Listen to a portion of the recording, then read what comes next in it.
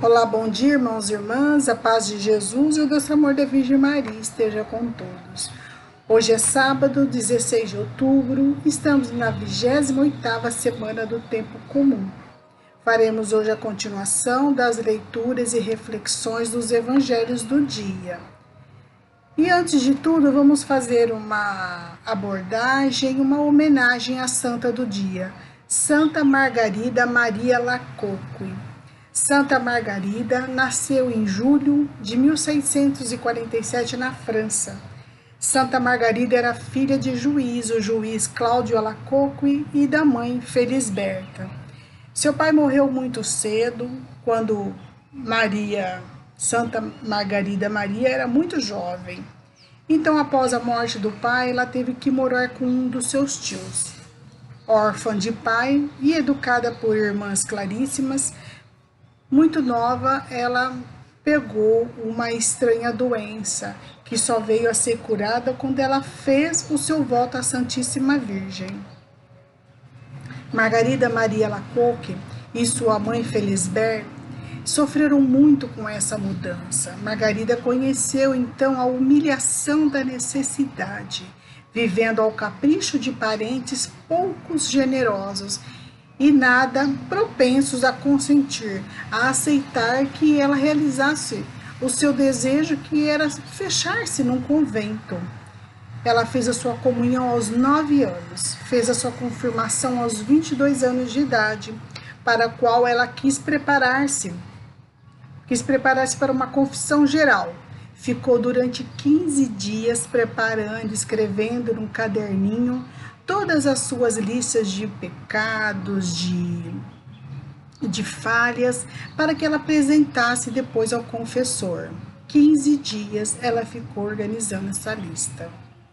Nas festividades de São João Evangelista, em 1673, foi onde a irmã Margarida Maria, aos 26 anos, foi recolhida em oração diante ao Santíssimo Sacramento.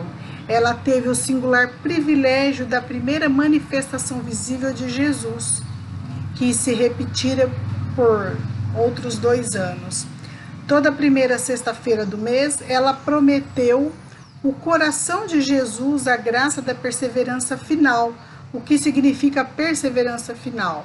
Quando a pessoa nunca deixará a fé católica e buscará sua santificação.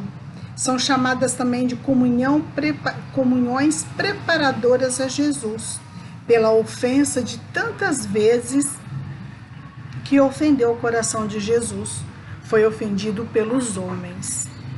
Em 1675, durante a 8ª do Corpo de Deus, Jesus manifestou-se-lhe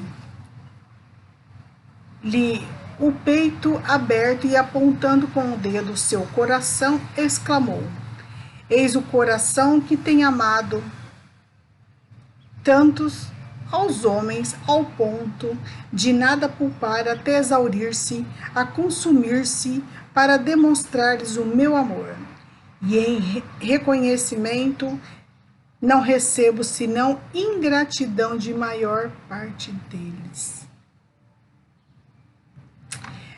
Margarida já fazia 1 ano que vestia os hábitos religiosos das monjas da Ordem da Visitação de Santa Maria. No último período da sua vida, foi nomeada mestra das noviças. Teve consolação a ver propagar-se na devoção do Sagrado Coração de Jesus e viu os propósitos opositores de outrora transformarem-se. Santa Margarida, ela teve o seu diretor espiritual, padre jesuíta São Cláudio de La Colombe. Ela foi Santa Margarida Maria Alacoque, ela faleceu em 17 de outubro de 1690, aos 43 anos de idade. Porém, foi canonizada pelo Papa Bento XV em 1920, somente quase 300 anos depois. Mas a data da sua festa foi antecipada por um dia. Então, por isso, vamos comemorar no dia 16 de outubro e não 17, quando da data do seu falecimento. Para não coincidir com a de São Inácio de Antioquia.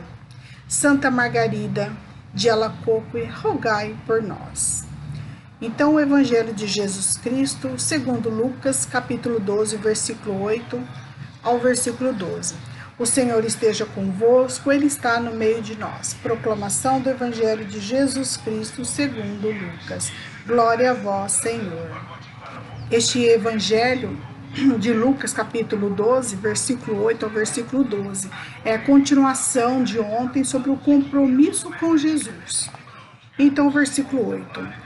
Eu lhes digo, todo aquele que se declarar por mim diante das pessoas, o Filho do Homem também se declarará por ele diante dos anjos de Deus. Mas aquele que me negar diante das pessoas será negado diante dos anjos de Deus.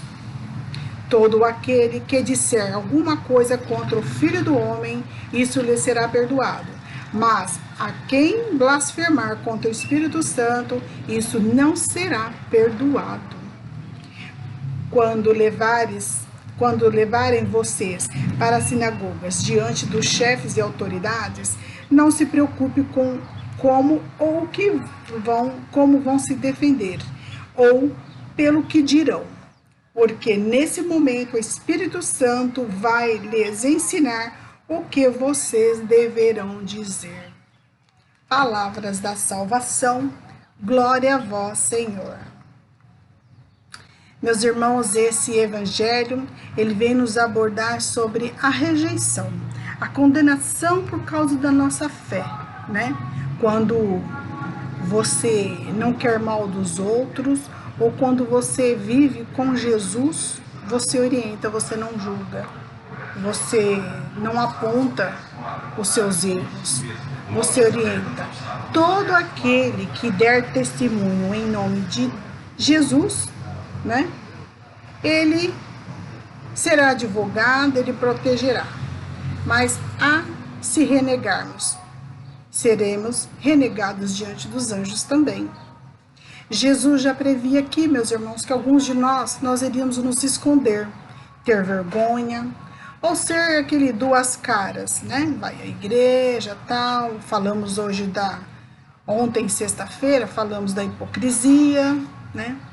Jesus já previa que teríamos vergonhas de ser coerente com a nossa fé, seríamos constrangidos de alguma forma, né?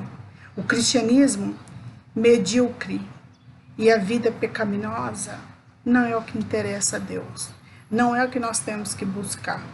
Se eu creio, como que eu posso renegar, né? Se você testemunhar em nome de Jesus, Deus será seu advogado, Ele será sempre o seu protetor. Sempre teremos, meus irmãos, a oportunidade de pedirmos perdão, nos arrependermos, nos confessarmos sempre. Imagina, como diz o Evangelho, quanto pecaminoso é, sem perdão, a blasfêmia contra o Espírito Santo, meus irmãos. Já pensou quando diante de Deus nós descobrirmos que somos pecadores por não saber que estávamos pecando, por desconhecer que tal situação era pecado? Por isso nós precisamos ler o Evangelho, frequentar as missas, conversar sobre o Evangelho, frequentar grupos de orações, se possível, frequentar os círculos bíblicos, assistir às missas que passam direto na televisão. Nós temos que estar atentos, meus irmãos, sobre o que magoa Deus, o que magoa Jesus, e dos pecados que não têm perdão, como a blasfêmia contra o Espírito Santo. Isso para Deus simplesmente imperdoável, né? Como que poderíamos dar um exemplo sobre blasfemar contra o Espírito Santo? Seria como atribuir ao mal as coisas ruins. Até como antigamente, por exemplo, diziam que quando Jesus curava, né? Curava as pessoas do demônio, as pessoas que estavam possuídas, eles diziam que Jesus estava possuído e por isso conseguia conversar com o demônio. E não era nada disso, meus irmãos, né? Jesus era orientado pelo Espírito Santo. Ele tinha o poder de fazer esse milagre, ele tinha o poder de afastar as coisas ruins. mas é de coração puro. E as pessoas faziam essas blasfêmias.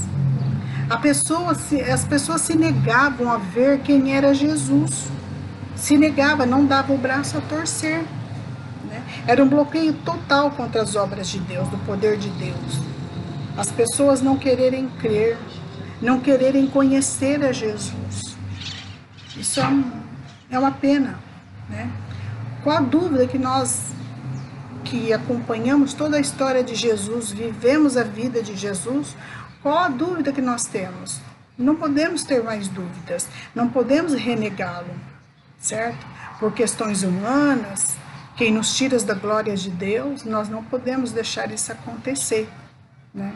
Porque na vida prática, Jesus já foi muito perseguido, ele foi renegado, ele foi morto, crucificado. O povo tinha ranço da fé, da bondade, dos milagres de Deus. E nós não podemos mesmo, meus irmãos, deixar que isso de novo venha acontecer, né? Ser cristão está sendo um pouco perigoso, um pouco riscoso. Mas nós, com a nossa fé em Deus, nosso manto de proteção de Nossa Senhora, nós não vamos desistir, porque nós não temos dúvida. Nós primeiros seguimos o de Jesus, não fazemos como Santo Tomé, né, para ver, para crer. Não, nós cremos para ver depois. Nós cremos de olhos fechados, não é? Então, quando Deus diz aqui, não vos preocupeis, desde que nós demos a Ele testemunhos em nome de seu Filho. Se nós fizermos isso, nós estaremos sempre protegidos, meus irmãos, por Deus. Não temos que temer mesmo. Então, que temos sempre ao nosso lado os nossos intercessores, os nossos anjos, para nos guiar sempre, nos proteger. Muito obrigada, irmãos. Tenham um feliz sábado, um final de tarde maravilhoso. Fiquem na paz e no amor de Jesus. Amém? Muito obrigada.